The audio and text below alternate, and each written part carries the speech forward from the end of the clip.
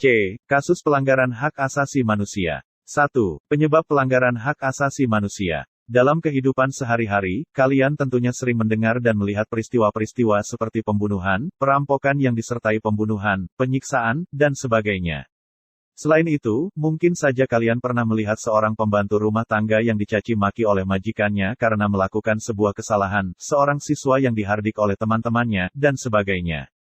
Semua peristiwa itu merupakan peristiwa pelanggaran HAM. Setiap manusia pasti mempunyai hak asasi, akan tetapi hak asasi yang dimiliki oleh manusia dibatasi oleh hak asasi manusia lainnya.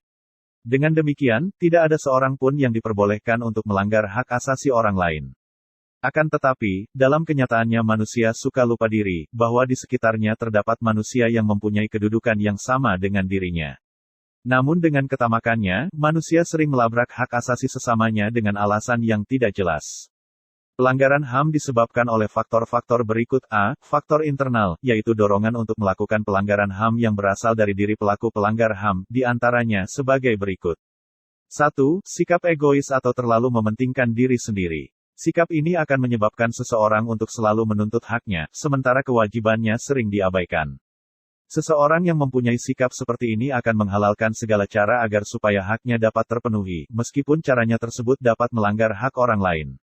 2. Rendahnya kesadaran HAM. Hal ini akan menyebabkan pelaku pelanggaran HAM berbuat seenaknya. Pelaku tidak mau tahu bahwa orang lain pun mempunyai hak asasi yang harus dihormati. Sikap tidak mau tahu ini berakibat munculnya perilaku atau tindakan penyimpangan terhadap hak asasi manusia. 3. Sikap tidak toleran. Sikap ini akan menyebabkan munculnya saling tidak menghargai dan tidak menghormati atas kedudukan atau keberadaan orang lain. Sikap ini pada akhirnya akan mendorong orang untuk melakukan diskriminasi kepada orang lain. B. Faktor eksternal yaitu faktor-faktor di luar diri manusia yang mendorong seseorang atau sekelompok orang melakukan pelanggaran HAM, di antaranya sebagai berikut. 1. Penyalahgunaan kekuasaan. Di dalam masyarakat terdapat berbagai macam kekuasaan. Kekuasaan ini tidak hanya menunjuk pada kekuasaan pemerintah, tetapi juga bentuk-bentuk kekuasaan lain. Salah satu contohnya adalah kekuasaan di dalam perusahaan. Para pengusaha yang tidak memperdulikan hak-hak buruhnya jelas melanggar hak asasi manusia. Oleh karena itu, setiap penyalahgunaan kekuasaan mendorong timbulnya pelanggaran HAM. 2. Ketidaktegasan aparat penegak hukum. Aparat penegak hukum yang tidak bertindak tegas terhadap setiap pelanggaran HAM, tentu saja akan mendorong timbulnya pelanggaran HAM lainnya. Penyelesaian kasus pelanggaran HAM yang tidak tuntas akan menjadi pemicu bagi munculnya kasus-kasus lain. Para pelaku pelanggaran HAM tidak akan merasa jera, karena mereka tidak menerima sanksi yang tegas atas perbuatannya itu. Selain hal tersebut, aparat penegak hukum yang bertindak sewenang-wenang juga dapat dikategorikan sebagai bentuk pelanggaran HAM dan dapat menjadi contoh yang tidak baik. Hal ini dapat mendorong timbulnya pelanggaran HAM yang oleh masyarakat pada umumnya. 3. Penyalahgunaan teknologi. Kemajuan teknologi dapat memberikan pengaruh yang positif, tetapi bisa juga memberikan pengaruh negatif bahkan dapat memicu timbulnya kejahatan.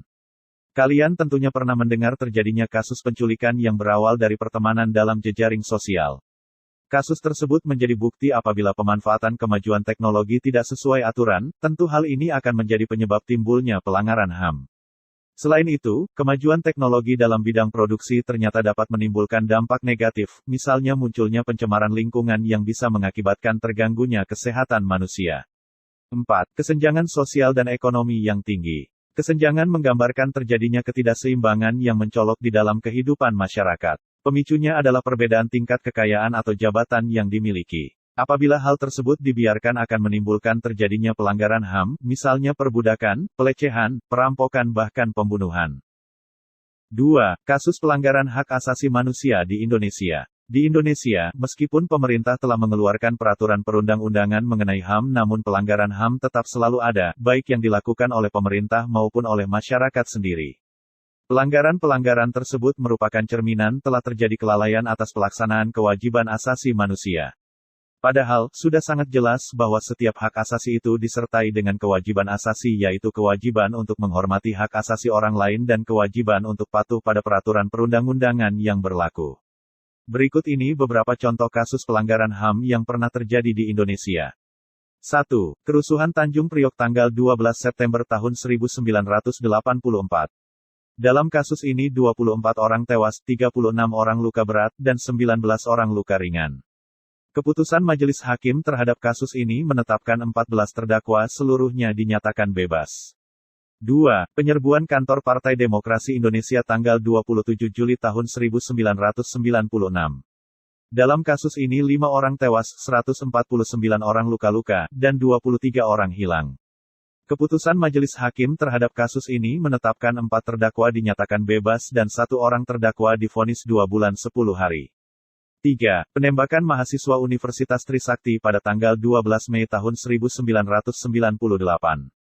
Dalam kasus ini 4 orang mahasiswa tewas. Mahkamah Militer yang menyidangkan kasus ini memvonis 2 terdakwa dengan hukuman 4 bulan penjara, 4 terdakwa divonis 2-5 bulan penjara dan 9 orang terdakwa divonis penjara 3-6 tahun.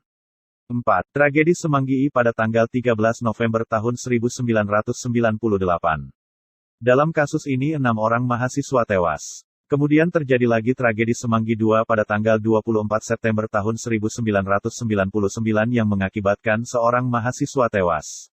5. Penculikan aktivis pada 1997 per 1998. Dalam kasus ini 23 orang dinyatakan hilang, 9 orang diantaranya telah dibebaskan, dan 13 orang belum ditemukan sampai saat ini.